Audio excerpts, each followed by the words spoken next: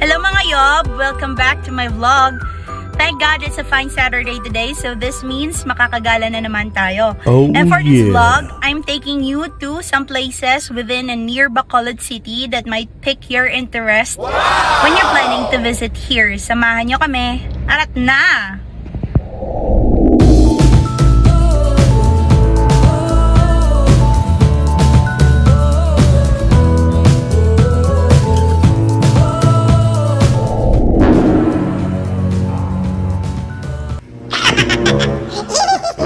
Ginagawa mo.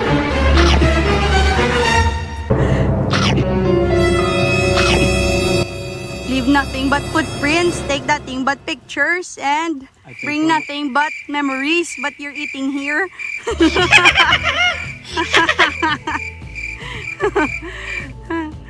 Alam nyo na, naubos yung mga berries nyo. Alam nyo na kung sinong kumuha. Ito. Sa larin.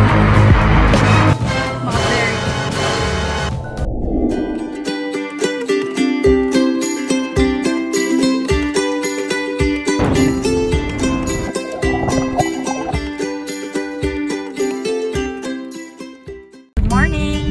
Check, it's 7:20 in the morning and papunta kami ngayon sa Palapala. Bibili lang kami ng mga seafoods and if my lobster mamaya, baka bumili na rin ako kasi try natin mag-mukbang. So yun guys, update ko na lang kayo mamaya. Bye!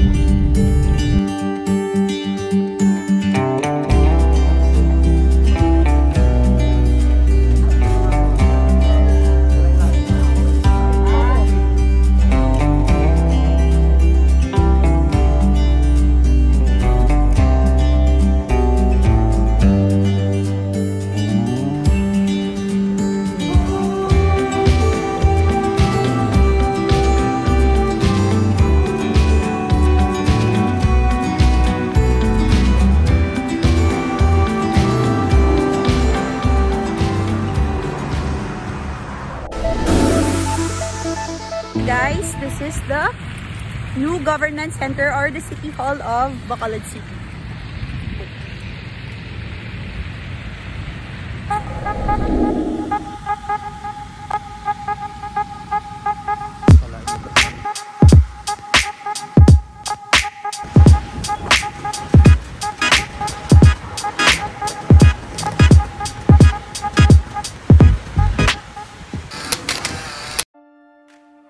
And we are now here at the lagoon, right in front of the capital of Negros Occidental. Pwede ka sa ladang? Exercise lang. Okay, bawal pa palang pumasok guys. Pero ayun o, yung lagoon. Pag gusto nyo mag-jogging, pwede kayo pumasok dito. Pero as of now, hindi pa pwede yung mga visitors lang. So, dito lang muna tayo sa labas. Tomorrow. And we are now here sa lagoon. So, hindi kayo pwedeng pumasok dito if hindi kayo mag-exercise. So, mag-jogging kami.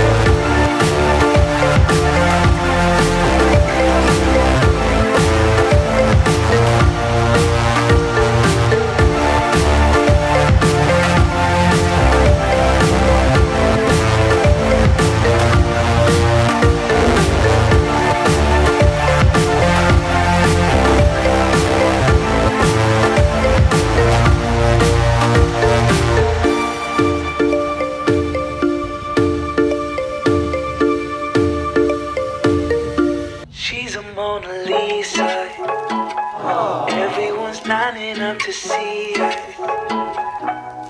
She's a Mona Lisa. Everyone's lining up to see her.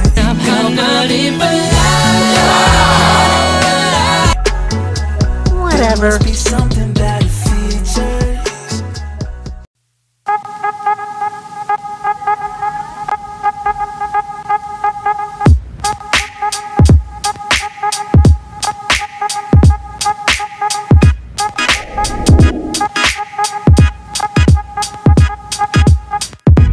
the art district here in Bacolod.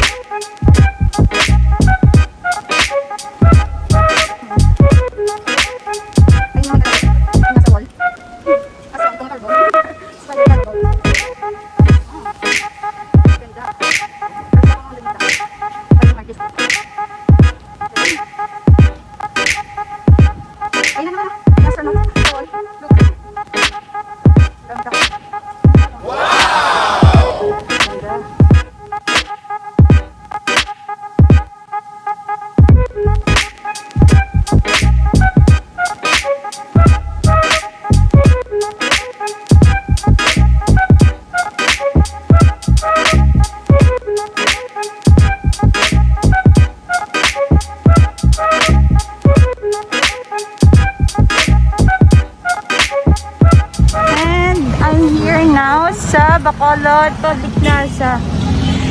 Pupuntahan ko lang yung ano namin, yung $4.8 million protection namin dito sa Bacolod. Ito yung pananggal namin sa COVID-19. Hindi kami mahawa ng COVID dito. Ayun, ito sa inyo. So, that's the 4.8 million pesos sa Landumon Tower. So, may ordinance na lang. Wala pag nasa pag-tips ka. Nakapag-tips ka. Nakapag-tips ka.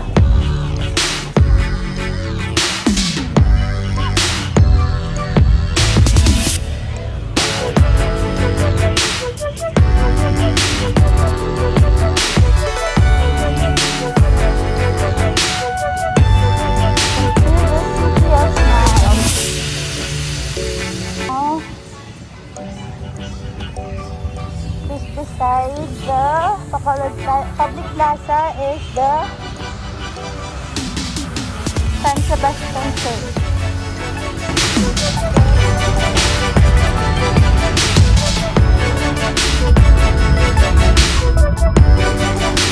It says, "Welcome Bacolod City of Smiles."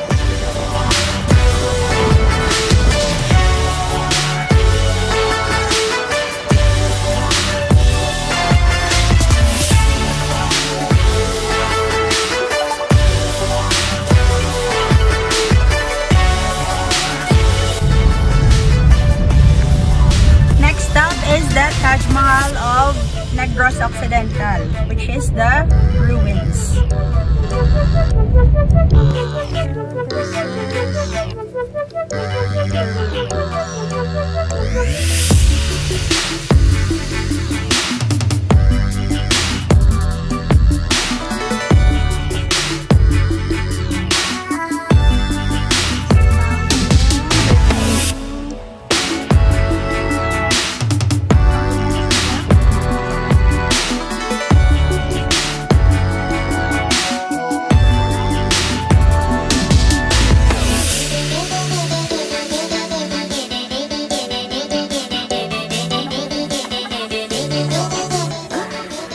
Famous Roger of CBB. Welcome to your humble abode.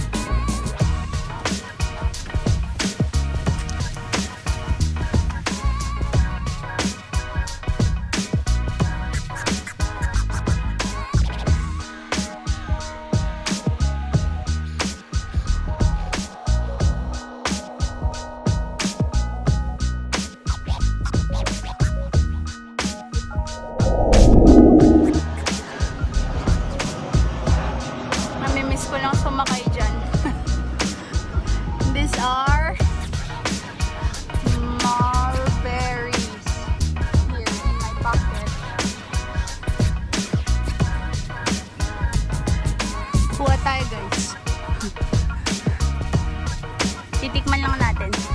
Konti lang. Ito. Madaming ano dito. Ito, ripe na to. Kapag itim na siya, pwede na siyang kainin. Pero wala akong makitang ripe na talaga.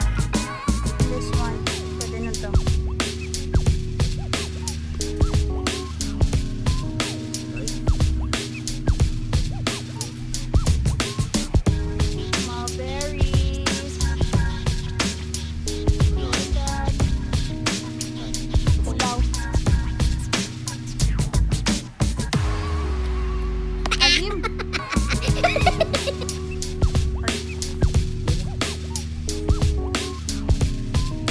Kasi may ilo dyan. Ilaw pa na. Kapula pa. Tata. Hindi ko na.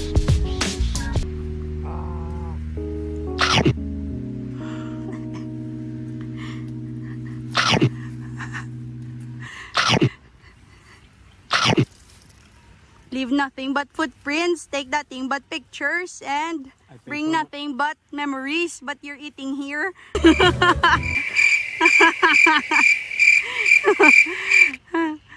Alam nyo na, naubos yung mga berries nyo. Alam nyo na kung sinong kumuha. Ito. Sala rin. Mga berries. And that's it for this vlog. I hope you liked it. Please like, share, subscribe on my channel so that you will be updated sa mga next na gala pa namin. Thank you. Thanks for watching. Bye.